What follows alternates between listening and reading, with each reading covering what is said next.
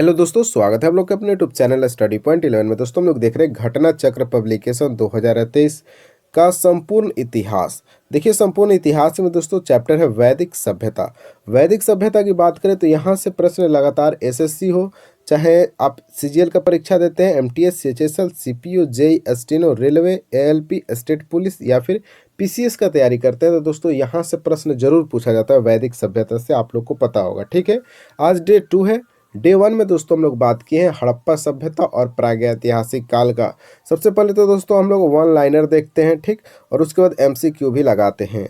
तो आपके लिए काफ़ी इंपॉर्टेंट है यह वीडियो, और इस वीडियो को कंप्लीट देखिएगा दोस्तों, ठीक है। जिन छात्र अगर एग्जाम की तैयारी करते हैं जिसमें जीके का प्रश्न पूछा जाता है तो वो इस वीडियो को कंप्लीट देखेंगे, अन्यथा इग्नोर कर सकते हैं।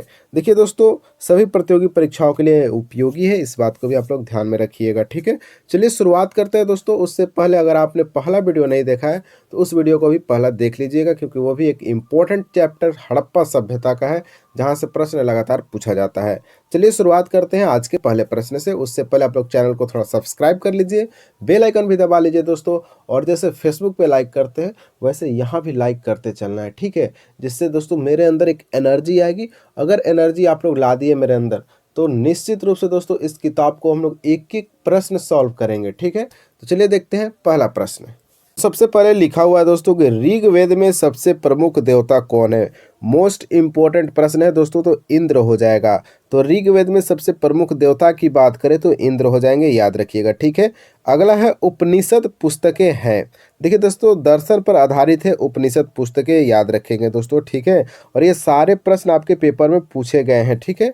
अगला देखते हैं, 4 जाने माने वर्णों में से पहले स्थान पर कौन सा वर्ण था दोस्तों, तो वो था ब्राह्मण। यानी 4 जो वर्ण थे उनमें सबसे ऊपर कौन है, तो ब्राह्मण है दोस्तों, याद रखिएगा, ठीक है।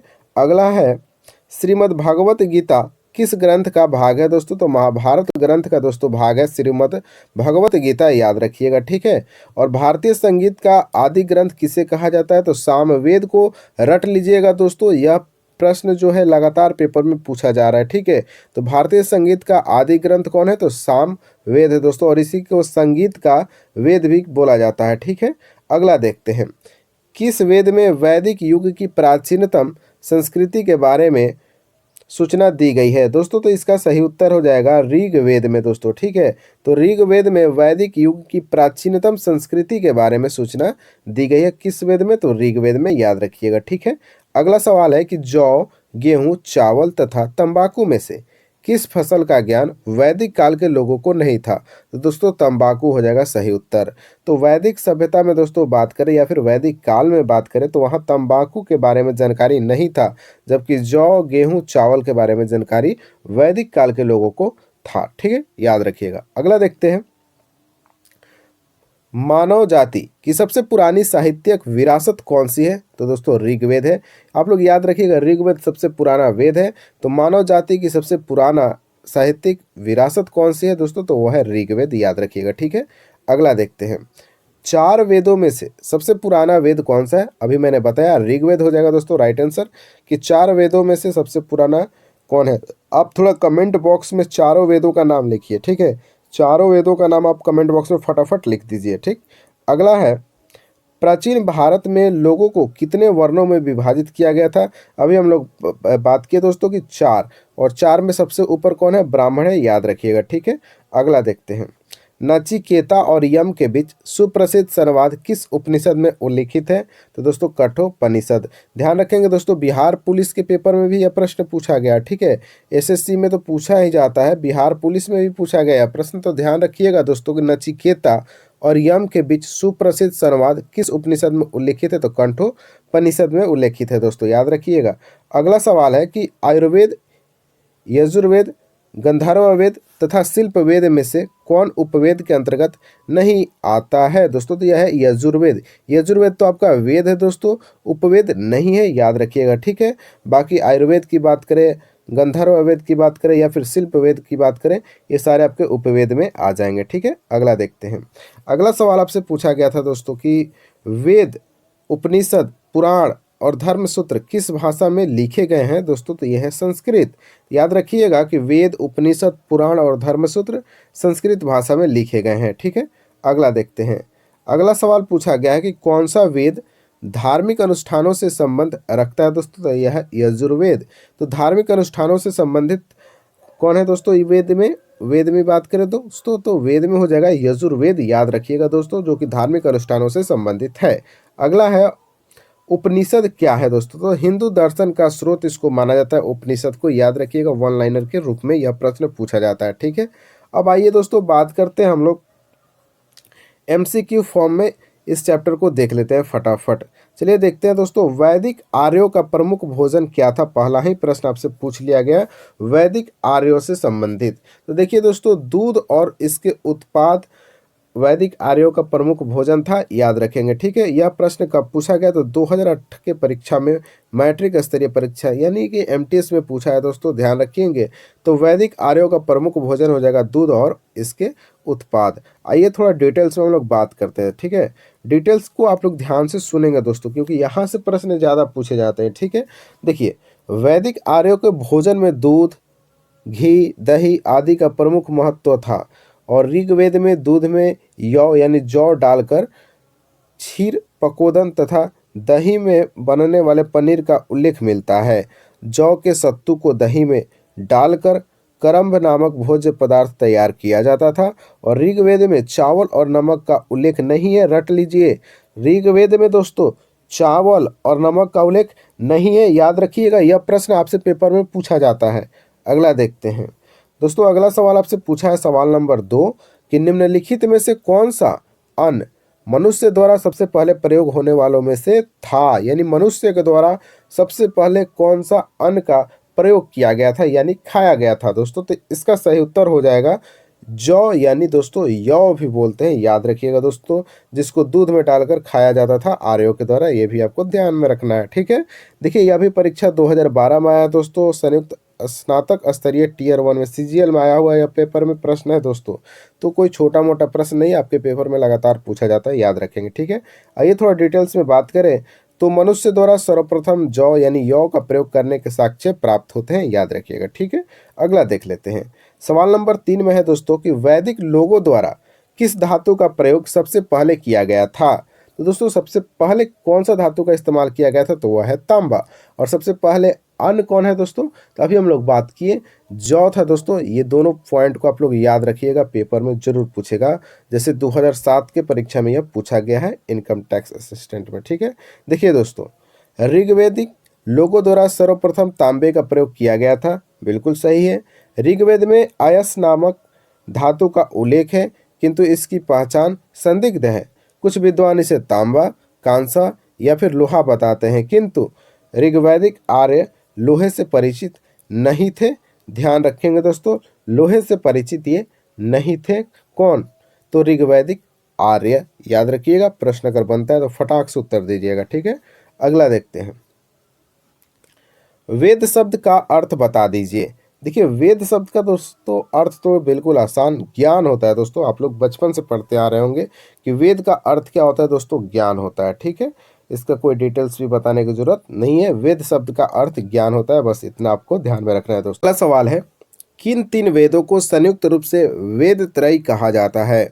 याद रखेंगे दोस्तों, वेद त्रयी से सवाल लगातार पूछा जाता है, आप किसी भी पेपर को उठा कर देख लीजिए। ठीक है, तो वेद त्रयी किसको कहा जाता है दोस्तों, तो याद रखेंगे ऋग्वेद, सामवेद और यजुर्वेद को मिलाकर जो बनता है दोस्तों उसको वेद त्रयी बोलते हैं, याद रखिएगा। ठीक है, तो 3 वेद ऋग्वेद, सामवेद, यजुर्वेद को संयुक्त रूप से वेद त्रयी बोला जाता है, बस आपको ध्यान में रखना है। ठीक है, इसमें से एक है जो अथर्ववेद नहीं होता है वेद त्रयी में, ये भी आपको ध्यान में रखना है। ठीक है, आइए देखते हैं अब अगले सवाल का। उससे पहले डिटेल्स की बात करें तो वही छोटा सा डिटेल्स, ऋग्वेद, यजुर्वेद तथा सामवेद को वेद त्रयी या फिर त्रयी कहा जाता है, याद रखेंगे। ठीक है, आपको ध्यान बस इतना रखना है कि अथर्ववेद वेद त्रयी के अंतर्गत नहीं आता है। ठीक, अगला देखते हैं।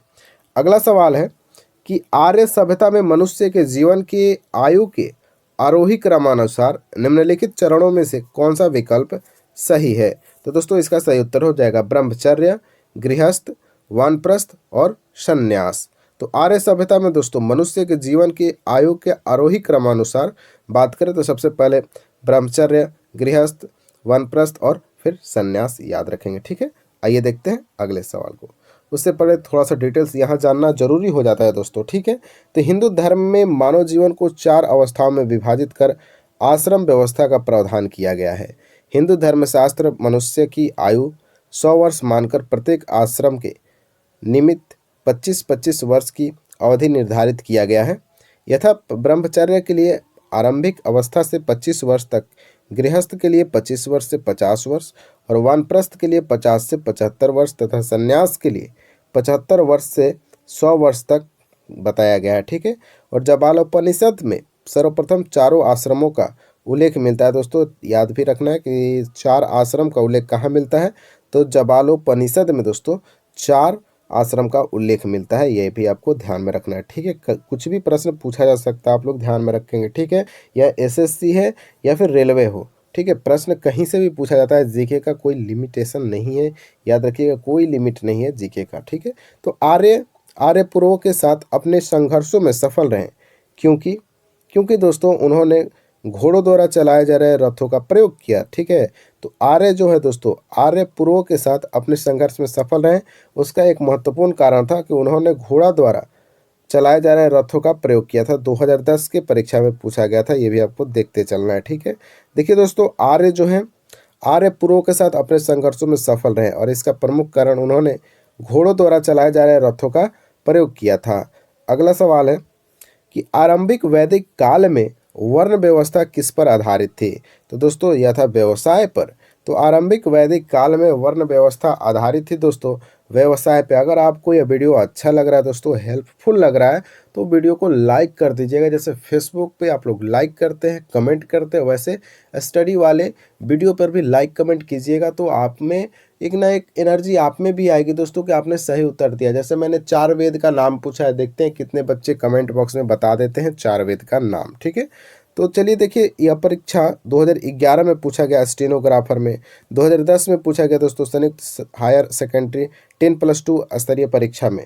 तो ये सब प्रश्न रिपीट होते हैं दोस्तों, आप लोग ध्यान में रखेंगे, ठीक है। तो इसका सही उत्तर था व्यवसाय पर। आरंभिक वैदिक काल में वर्ण व्यवस्था थी, बस आपको ध्यान में रखना है, ठीक है। की बात करें तो आरंभिक वैदिक काल में वर्ण व्यवस्था व्यवसाय पर आधारित थी, ठीक है। और एक ही परिवार के लोग अलग अलग व्यवसाय से जुड़े हुए थे।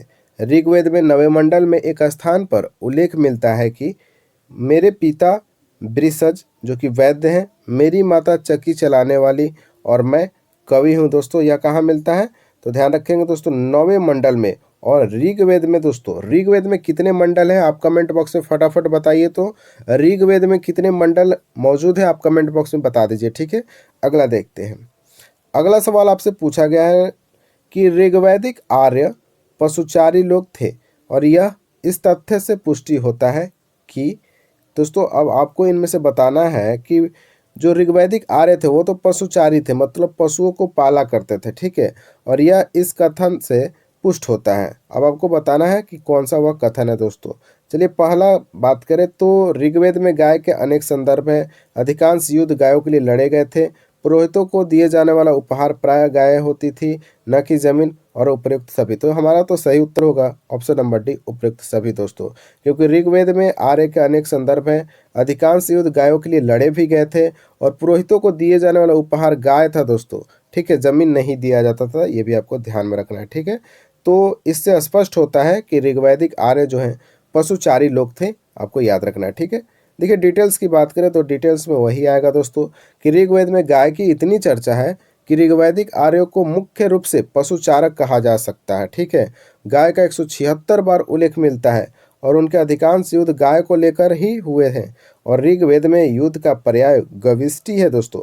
गाय सबसे उत्तम धन मानी जाती है। जहाँ कहीं पुरोहितों को दी जाने वाली दक्षिणा की बात आई तो उसमें आमतौर पर गाय ही होती थी, ठीक है, और भूमि कभी ना होती थी दोस्तों, ये भी आपको ध्यान में रखना है, ठीक है। और ऋग्वैदिक लोग गाय चराने, खेती करने और बसने के लिए जमीन पर कब्जा करते होंगे, परंतु भूमि निजी संपत्ति नहीं थी, ये भी इम्पोर्टेंट है। अगला सवाल 10 नंबर है दोस्तों कि आर्यों को एक जाति कहने वाला पहला यूरोपियन कौन था दोस्तों, ठीक है। आर्यों को एक जाति के रूप में बताने वाला पहला यूरोपियन कौन था, तो वो था दोस्तों मैक्स मूलर। याद रखिएगा, मैक्स मूलर ने दोस्तों आर्यों को एक जाति के रूप में बताया था, और यह कहाँ का रहने वाला था, तो यूरोप का मैक्स मूलर रहने वाला था, याद रखेंगे। ठीक है, 2006 के परीक्षा में पूछा गया है, ये भी आपको देखते चलना है। देखिए दोस्तों, मैक्स मूलर महोदय आर्यों का आदि देश मध्य एशिया रोड्स बैक्टीरिया को मानते हैं, और मूलर के अनुसार पामीर के पठार से ही इंडो ईरानी जाति पूर्व में पंजाब तथा पश्चिम में मेसोपोटामिया की ओर गई थी, याद रखेंगे। ठीक है, अगला देखते हैं 11 नंबर सवाल। देखिए सवाल है कि आर्यन जनजातियों की प्राचीनतम बस्ती कहाँ है दोस्तों, तो सप्त सिंधु में दोस्तों मौजूद है आर्यन जनजातियों की प्राचीनतम बस्ती, दोस्तों याद रखेंगे। ठीक है, कहाँ, सप्त सिंधु में 2014 के परीक्षा में आया हुआ है सीजीएल के पेपर में। देखिए डिटेल्स की बात करें दोस्तों, तो आर्यन जनजातियों की प्राचीनतम बस्ती सप्त सिंधु क्षेत्र में स्थापित हुई थी, जो सिंधु नदी से लेकर गंगा नदी तक फैली हुई थी। ये भी आपको पॉइंट याद रखना है। ठीक है, अगला सवाल आपसे पूछा गया 12 नंबर सवाल कि निम्नलिखित में से कौन सी जनजातीय सभा सामान्य रूप से जनजातीय सरदार मुखिया के चुनाव में शामिल होती थी, तो वह है दोस्तों समिति। समिति दोस्तों जनजातीय सभा सामान्य रूप से जनजातीय सरदार मुखिया के चुनाव में शामिल होती थी, कौन, तो समिति, याद रखेंगे। ठीक है, 2014 के परीक्षा में पूछ लिया गया यह प्रश्न है। देखिए दोस्तों, बात करें एक्स्ट्रा फैक्ट का, तो ऋग्वेद में समिति का 9 बार उल्लेख मिलता है। अब कितने बार उल्लेख मिलता है दोस्तों, यह प्रश्न काफी इंपॉर्टेंट हो जाता है आपके वैदिक काल में। ठीक है, और समिति को दोस्तों विश्व अथवा जनसाधारण की आवाज अभिव्यक्त करने वाली संस्था कहा जाता था। ठीक है, राजा जनजातीय सरदार के मुखिया कि निर्वाचन एवं पुनर्निर्वाचन में इसका महत्वपूर्ण योगदान था, याद रखेंगे। ठीक है, इंपॉर्टेंट ये सारे फैक्ट है दोस्तों, आपको ध्यान से सुनते जाना है बस। ठीक है, देखिए दोस्तों, अगला सवाल पूछा गया कि राज्याभिषेक समारोह का विवरण निम्नलिखित में से किसमें किया गया है। देखिए दोस्तों, राज्याभिषेक समारोह का विवरण की बात करें तो ऐतरेय ब्राह्मण में किया गया है दोस्तों। राज्याभिषेक समारोह का विवरण कहाँ मिलता है, तो ऐतरेय ब्राह्मण में मिलता है दोस्तों, 2017 की परीक्षा में पूछा गया है। ठीक है, ऐतरेय ब्राह्मण ऋग्वेद के साकल शाखा से संबंध है, और ऐतरेय ब्राह्मण में राज्याभिषेक समारोह का विवरण प्राप्त होता है दोस्तों। देख लीजिए कैसे कैसे प्रश्न पूछता है एसएससी। देखिए दोस्तों, अगला सवाल पूछा गया कि वैदिक युग में राजा अपनी जनता से जो कर वसूल करते थे उसे क्या कहते थे दोस्तों, कब, तो वैदिक युग की बात किया जा रहा है, तो वो उसको बोलते हैं दोस्तों बलि बोला जाता था। ठीक है, राजा द्वारा जनता से जो कर वसूला जाता था उसको किस नाम से बुलाया जाता था, तो दोस्तों बलि के नाम से जाना जाता था, याद रखेंगे। ठीक है, 2008 के परीक्षा में पूछा गया दोस्तों डाटा एंट्री ऑपरेटर के परीक्षा में। देखिए दोस्तों, एक्स्ट्रा फैक्ट, तो वैदिक युग में राजा अपनी जनता से जो कर वसूल करते थे उसे बलि कहा जाता था, और बलि को संग्रहित करने वाला अधिकारी को क्या बोलते थे दोस्तों, तो भागदूत या फिर भागदूक कहलाता था, जबकि संग्रहिता कोषाध्यक्ष का कार्य संभालते थे। ये सारे पॉइंट आपको ध्यान में रखना है। ठीक है, अगला सवाल पूछा गया है कि प्रसिद्ध गायत्री मंत्र कहाँ से लिया गया है दोस्तों। गायत्री मंत्र कहाँ से लिया गया है, तो आपको पता होगा दोस्तों, गायत्री मंत्र लिया गया है ऋग्वेद से, और ऋग्वेद हमारा सबसे पुराना वेद है दोस्तों, याद रखेंगे। 4 वेदों में सबसे पुराना वेद है। आपको बताना था दोस्तों कि चारों वेदों का नाम आपको कमेंट बॉक्स में बताना था, याद रखेंगे। ठीक है, बताना है जरूर। देखिए दोस्तों, प्रसिद्ध गायत्री मंत्र ऋग्वेद के तृतीय मंडल से लिया गया है, रट लीजिए, तृतीय मंडल से दोस्तों गायत्री मंत्र को लिया गया है ऋग्वेद से, याद रखेंगे। और अगला सवाल भी मैंने पूछ रखा था कि मंडल कितने हैं दोस्तों, आपको ये बताना था दोस्तों, कमेंट बॉक्स में फटाफट बता दीजिएगा। ठीक है, और यह मंत्र सूर्य देव को समर्पित है, इसको भी ध्यान में रखेंगे। यह प्रश्न आपके एनटीपीसी हो, ग्रुप डी का हो, या फिर पिछला एमटीएस हो, सीएचएसएल हो, यह प्रश्न लगातार पूछा गया है। ठीक है, कि गायत्री मंत्र किस देवता के लिए, तो सूर्य देव के लिए, ये भी आपको ध्यान में रखना है। ठीक है, अगला देखते हैं, और ये रहा हमारा 16 नंबर सवाल। सवाल है दोस्तों कि भारतीय प्रतीक पर उत्कीर्ण सत्यमेव जयते, आप लोग देखते होंगे दोस्तों सत्यमेव जयते लिखा रहता है, यह कहाँ से लिया गया है दोस्तों, तो यह लिया गया मुंडकोपनिषद से। बिल्कुल आसान सा सवाल है, क्योंकि बहुत बार यह प्रश्न अलग अलग प्रतियोगी परीक्षाओं में पूछा गया है। देखिए दोस्तों, 2011 के पेपर में पूछा गया, हालांकि 2011 में ही नहीं पूछा गया। ठीक है, किताब वाले यहाँ लिख नहीं पाए लिस्ट, ठीक है, पेज ज़्यादा उनका लग जाता है, इसलिए उन्होंने केवल एक परीक्षा का नाम डाल दिया है। लेकिन आप लोग अगर रेगुलर तैयारी करते तो आपको पता है कि यह प्रश्न कितना इंपॉर्टेंट है। भारतीय प्रतीक राज चिन्ह पर उत्कीर्ण सत्यमेव जयते मुंडकोपनिषद से लिया गया, और इसका अर्थ क्या होता है दोस्तों, कि सत्य की ही विजय होती है, याद रखेंगे दोस्तों, सत्यमेव जयते का अर्थ होता है। अगला सवाल पूछा गया 17 नंबर, निम्न में से किस विदुषी ने वाद विवाद में अजय याज्ञवल्क्य को चुनौती दी थी? तो दोस्तों वह है गार्गी। गार्गी के द्वारा दोस्तों वाद विवाद में अजय याज्ञवल्क्य को चुनौती दिया गया था। किसके द्वारा? तो गार्गी के द्वारा दिया गया था। दोस्तों मोस्ट इंपोर्टेंट यह गार्गी से प्रश्न है। देखिए दोस्तों, याज्ञवल्क्य जो है गार्गी द्वारा चुनौती दी गई थी और याज्ञवल्क्य गार्गी संवाद का उल्लेख बृहदारण्यकोपनिषद में मिलता है। दोस्तों ध्यान रखेंगे। ठीक है, अगला देखते हैं। अगला सवाल है कि प्राचीन भारत में निम्नलिखित में से किस विवाह को विधि सम्मत नहीं माना जाता था? दोस्तों तो वह है आपका गंधर्व विवाह को विधि सम्मत नहीं माना जाता था। दोस्तों का प्राचीन भारत की बात की जा रही है। ठीक है, याद रखेंगे। 2018 की परीक्षा में पूछा गया, प्रथम पाली में, और CHSL के Tier 1 के परीक्षा में पूछा गया है। ये भी आपको देखते चलना है। अब आइए यहाँ इंपॉर्टेंट पॉइंट देखते हैं जो कि आपके पेपर के लिए काफ़ी महत्वपूर्ण है। दोस्तों हिंदू धर्म में विवाह को 16 संस्कारों में से एक संस्कार माना गया है। तो आपको बस याद रखना है कि संस्कार कितने हैं हिंदू धर्म में? तो 16 संस्कार हैं। ठीक है, अब आइए इनके बारे में थोड़ा डिटेल्स में बात करते हैं। प्राचीन भारत में विवाह के 8 प्रकार बताए गए। विवाह के कितने प्रकार हैं? तो 8 प्रकार हैं। दोस्तों ये भी आपको ध्यान रखना है। ठीक है, पहला है ब्रह्म विवाह, दूसरा दैव विवाह, तीसरा आर्य विवाह, चौथा प्रजापत्य विवाह, पांचवा गंधर्व विवाह, छठा असुर विवाह, सातवां राक्षस विवाह और आठवां पैशाच विवाह। इन विवाहों में ब्रह्म विवाह, दैव विवाह एवं आर्ष विवाह को ही विधि सम्मत माना गया है। बाकी 5 प्रकार के विवाह को विधि सम्मत नहीं माना जाता है। ये सारे फैक्ट आपको ध्यान में रखना है। ठीक है, तो दोस्तों ये था हमारा आज का अंतिम प्रश्न। आपको यह वीडियो कैसा लगा आप लोग कमेंट बॉक्स में जरूर बताइएगा। दोस्तों अगर आप में से किसी भी छात्र ने इस वीडियो को नहीं देखा है तो बिल्कुल देख लीजिएगा। दोस्तों Day 1 का वीडियो था प्रागैतिहासिक काल एवं हड़प्पा सभ्यता चैप्टर का। दोस्तों ठीक है, आपको ये वीडियो कैसा लग रहा है जरा कमेंट बॉक्स में बताइएगा, और वीडियो के दौरान मैंने जो जो प्रश्न पूछा है कमेंट बॉक्स में आप छाप दीजिएगा। ठीक है, चलिए मिलते हैं दोस्तों नेक्स्ट वीडियो के साथ। तब तक आप लोग चैनल को सब्सक्राइब करते रहिए, वीडियो को शेयर करते रहिए, मन लगाकर तैयारी करते रहिए। दोस्तों मिलते हैं हम नेक्स्ट वीडियो के साथ। तब तक के लिए जय हिंद, जय भारत।